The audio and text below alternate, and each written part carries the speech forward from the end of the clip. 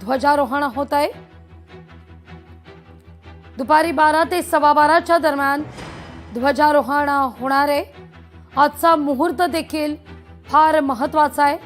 मार्गशीर्ष महिन्यातील पंचमी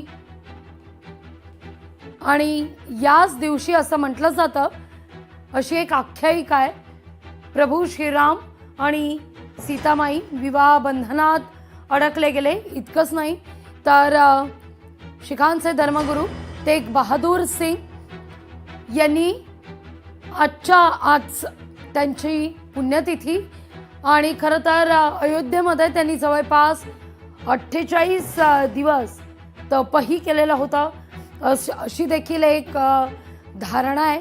आणि आजच्याच दिवशी या राम मंदिरावर हा ध्वज फडकणं याला एक विशेष महत्त्व मानलं जात आहे। अयोध्येमध्ये पंतप्रधान नरेंद्र मोदी दाखल झाल्याची ही थेट दृश्य आपण पाहतोय। दुतर्फा असलेली गर्दी आणि प्रत्येकाचंच अभिवादन स्वीकारत मोदींचा हा ताफा अयोध्येतल्या मुख्य रस्त्यातून मार्गक्रमण करताना दिसतोय। पुढच्या काही तासात या ठिकाणी मुख्य सोहळ्याला सुरुवात होईल। हा ध्वज कसा असणार आहे, या ध्वजाची काय वैशिष्ट्ये आहेत ते देखील आपण पाहूया।